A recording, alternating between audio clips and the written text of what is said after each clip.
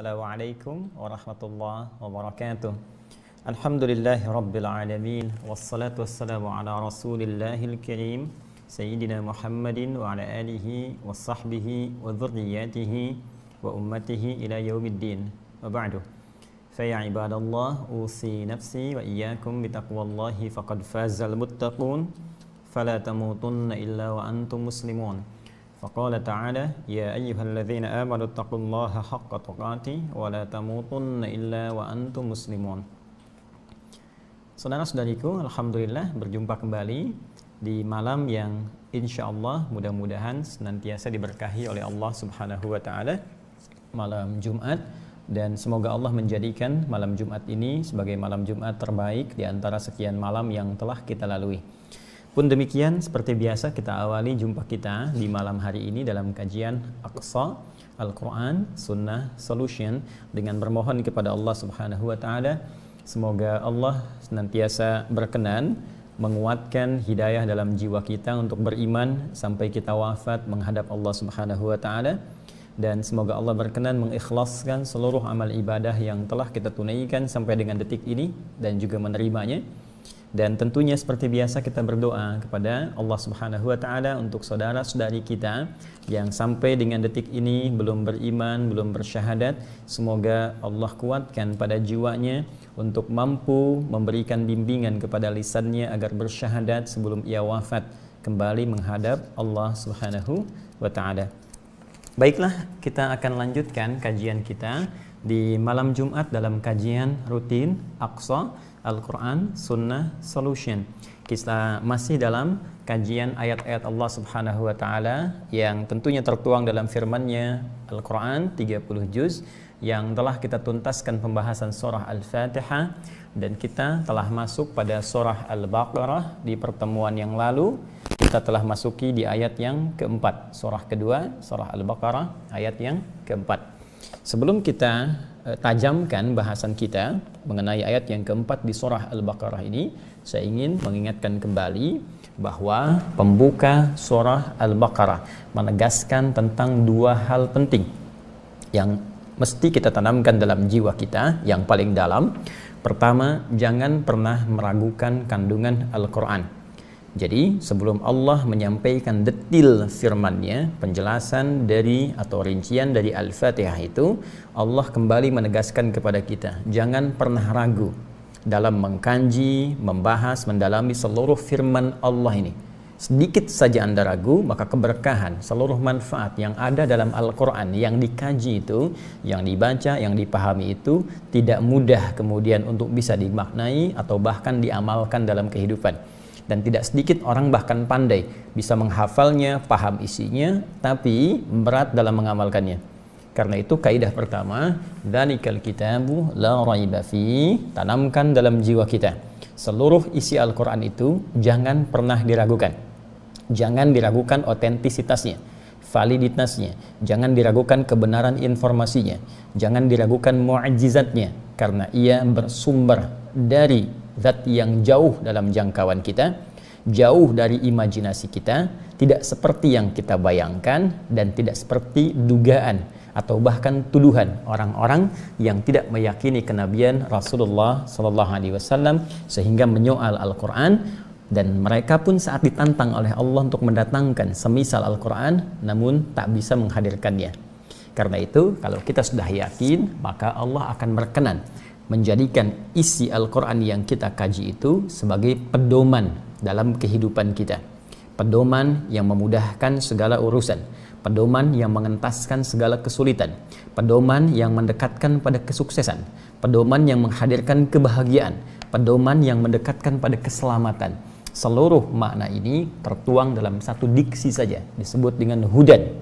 Dan hudan ini hanya diberikan oleh Allah Subhanahu wa taala spesial khususnya bagi kalangan orang-orang muttaqin. Ya, dzalikal kitabu la raiba fi hudal lil muttaqin. Namun dengan kasih Allah yang sangat luar biasa, sangat dalam, sangat luas, rahman-Nya berlaku bagi seluruh makhluknya sebelum mereka kembali kepada Allah, sehingga yang berlaku hanya rahimnya saja pada saat itu. Baik, dengan rahman-Nya Allah membuka semua kalangan di antara hamba-Nya, khususnya manusia, untuk masuk dalam golongan takwa ini. Jadi saking sayangnya Allah, tidak satupun manusia ya lolos dari peluang ini. Tidak satupun manusia yang tidak mendapatkan peluang ini. Semua, setiap insan yang pernah hidup di bumi berpeluang mendapatkan anugerah menjadi golongan takwa ini jika mereka mau mendapatinya. Lalu bagaimana caranya? Dijawab oleh Allah Subhanahu wa taala di ayat ketiga, diteruskan di ayat keempatnya.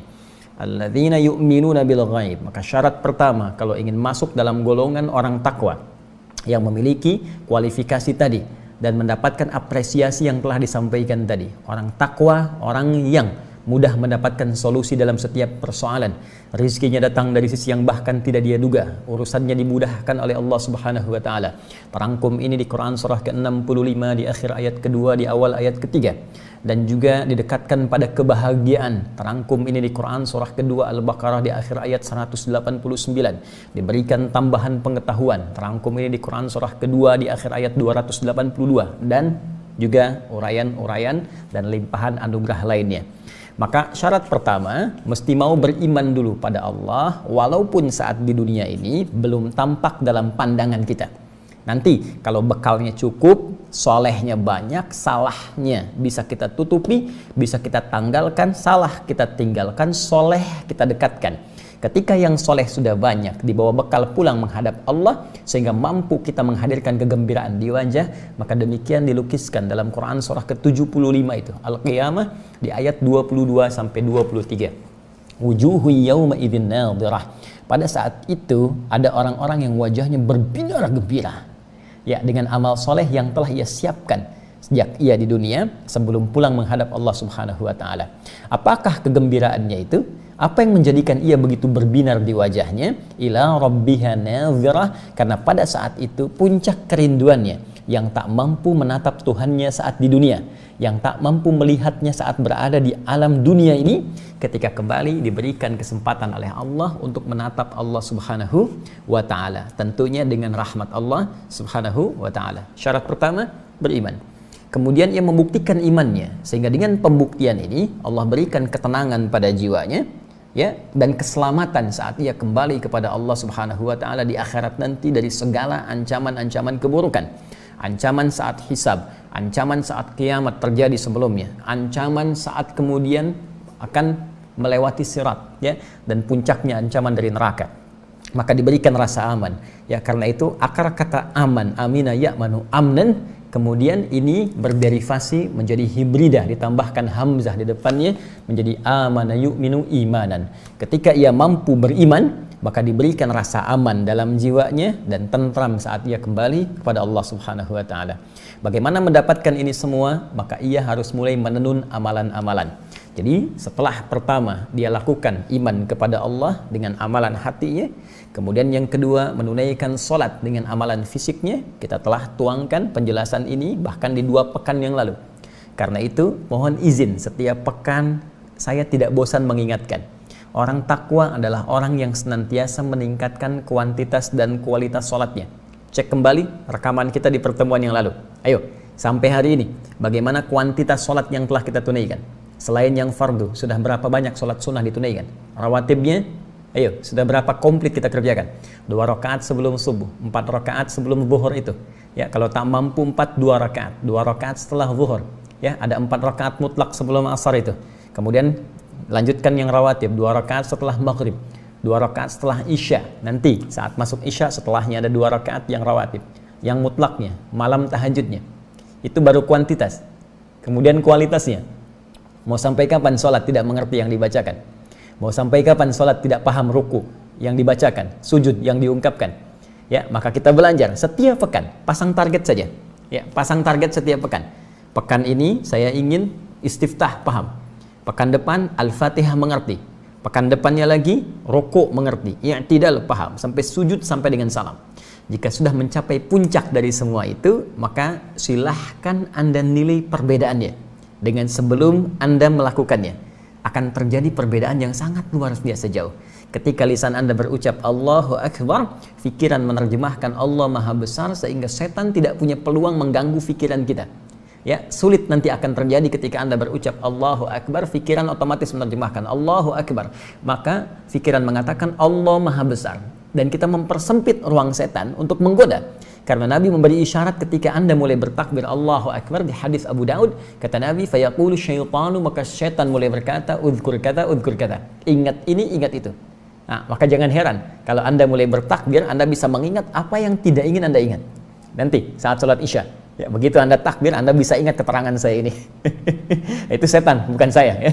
Hati-hati. Nah, jadi itu poinnya.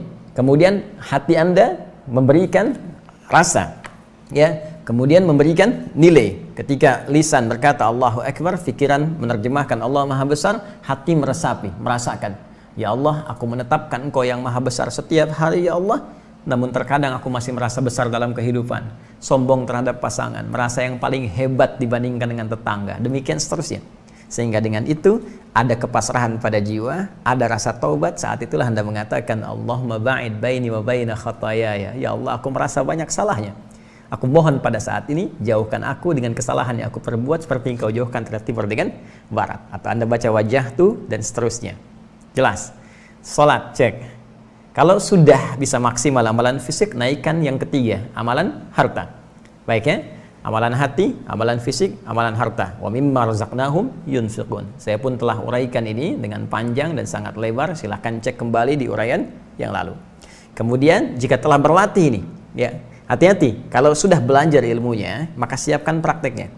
Minimal dalam sebulan, ya. Minimal dalam sebulan kita punya agenda. Ini sholat, target kita begini. Saya paham dulu sampai i'tidal misal. Ya, infak dalam sebulan saya punya anggaran 100.000. Nggak apa-apa, bukan aib. Ya, sehari 1.000 misalnya atau sehari 500 rupiah, nggak apa-apa. Yang penting Anda berlatih mengamalkan dari apa yang kita pelajari. Nanti lihat hasilnya. Bagaimana Allah menepati janjinya. Ingat, Quran surah ketiga ayat 9. Innallaha la yukhliful mi'ad. Allah mustahil tidak menepati janji. Ya, Allah pasti akan menepati setiap janjinya. Nah, kemudian kuatkan semua itu. Jika Anda ingin mendalami bagaimana cara sholat yang baik, belajar dari orang-orang dulu dalam menguatkan sholatnya, termasuk dalam infaknya, dan mendalami detail semua itu, di pertemuan yang lalu kita upgrade, ya, instrumen takwa kita pada yang keempat, yaitu mengkaji, mendalami, mempedomani seluruh petunjuk yang Allah turunkan pada Rasulullah sallallahu alaihi wasallam.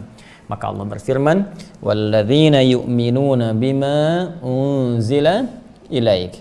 Dan orang-orang takwa itu juga mampu meningkatkan kekuatan takwanya dengan meyakini dan mengamalkan. Ya, seperti saya terangkan di pertemuan yang lalu, masih ingat? Kalau ada kata iman berdiri sendiri, maka otomatis juga mengandung amal soleh di dalamnya. Karena rumus iman itu bersanding dengan amal. Al-imanu qaulun wa amalun. Kata-kata dan perbuatan. Ya, ingat ya, qaulun wa fi'lun, qaulun wa amalun. Kata-kata dan perbuatan. Keyakinan yang dibuktikan lewat perbuatan. Itu iman. Nah, walaupun nanti kata imannya berdiri sendiri, tetap amal solehnya itu bersanding. Walaupun tidak disebutkan, ini menunjukkan kebiasaan. Kalau sudah biasa, nggak perlu disebutkan perbuatannya. Maka apapun bisa dikerjakan sepanjang itu soleh. Jelas ya? Nah, misal, latihan misalnya kita ucapkan firman Allah Subhanahu wa taala di Al-Baqarah ayat 183. Imannya disebutkan ya ayyuhalladzina amanu, amal solehnya disebutkan kutiba alaikumus syiyam, diwajibkan untuk menunaikan puasa. Iman disandingkan dengan puasa. Anda berlatih dulu yang fardu karena di sini Ramadan konteksnya. Ya, itu yang dimaksudkan Quran surah kedua di ayat 185-nya, Syahrul Ramadan alladzi unzila fihil Quran. Jadi latihan pada yang wajib, latihan. Tapi kalau latihannya sudah bagus, imannya sudah kuat, ya, maka apa yang terjadi? Allahu Akbar, Senin Anda bisa puasa sunnah, Kamis Anda bisa puasa sunnah, puasa Ayyamul Bid, puasa Daud, dan seterusnya. Ya, karena itu kadang-kadang kata iman bisa menyendiri tanpa amal soleh karena sudah biasa mengerjakannya atau bisa memperbanyak amalannya. Pun demikian kalau amal solehnya disebutkan, imannya tidak disebutkan, karena otomatis dengan latihan itu maka kita terbiasa mengerjakan amalannya. Jelas sampai di sini? Nah, sekarang walladzina yu'minuna bima unzila ilaik, dan orang-orang yang mau mengupgrade takwanya itu, maka dia akan meyakini tanpa ragu sedikit pun terhadap seluruh yang diturunkan kepadamu Muhammad sallallahu alaihi wasallam. Apa yang diturunkan kepada Rasulullah sallallahu alaihi wasallam di pertemuan lalu telah kita sampaikan, mengambil keterangan di Quran surah kedua Al-Baqarah di ayat 151. Ya. Allah memberikan anugerah kepada Rasulullah sallallahu alaihi wasallam melebihi nabi-nabi sebelumnya. Apa yang diturunkan kepada beliau? Kama arsalna fikum rasulan minkum yatlu alaikum ayatina, Al-Quran, ya, yang menjadi ayat-ayat Allah. Kemudian wa yuzakkikum wa yuallimukumul kitab. Di sini nanti ada as-sunnah, yaitu penjelasan detail dari wahyu Allah Subhanahu wa taala dalam Al-Quran, ya.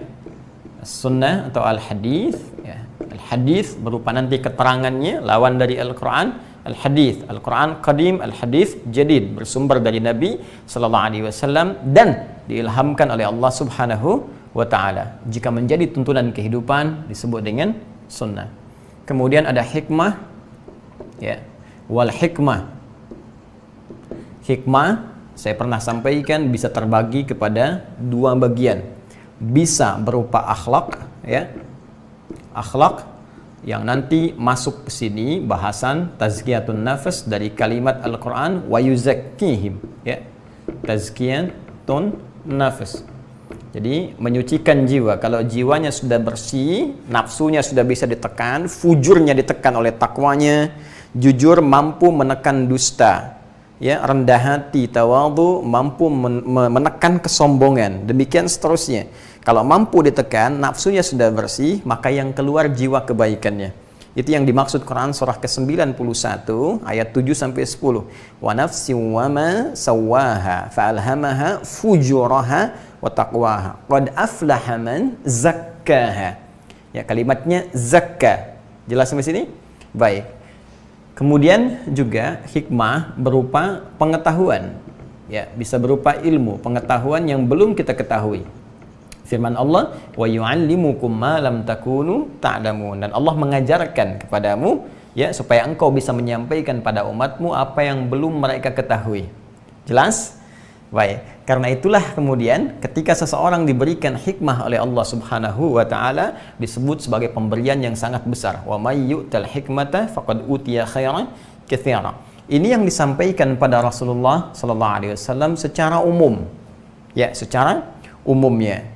Pun penting diketahui bahwa anugerah Allah yang diberikan kepada Rasulullah sallallahu alaihi wasallam ini bahkan pernah spesifik dimohonkan oleh, ya, kakek moyang para nabi, Abul Anbiya, Nabi Ibrahim alaihissalam, dan juga putra beliau Ismail alaihissalam. Keduanya berdoa setelah tuntas mengerjakan misi dari Allah untuk meninggikan bangunan Ka'bah itu. Setelah selesai kemudian bangunannya, ya, pondasinya ditinggikan kembali yang hancur di masa Nabi Nuh alaihissalam terkena banjir, ditinggikan kembali fondasinya, meninggikan rafa'a yarfa'u, ya, pondasi disebut dengan qaidah. Kalau banyak qawaid maka direkam di Al-Quran surah kedua Al-Baqarah ayat 127. Wa idh yarfa'u Ibrahimul qawaid minal bait wa Ismail Rabbana taqabbal minna innaka antas samiul alim. Keduanya memohon supaya diterima amalannya itu.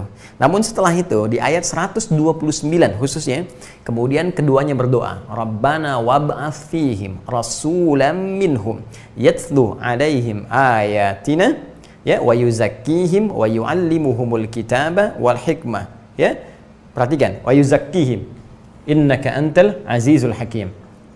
Rabbana wab'ats fihim rasulam minhum yatlu alaihim ayatika wa yu'allimuhumul kitaba wal hikmah wa yuzakkihim innaka antal azizul hakim. Itu doanya Nabi Ibrahim dan Nabi Ismail alaihi wassalam, ya, kepada Allah.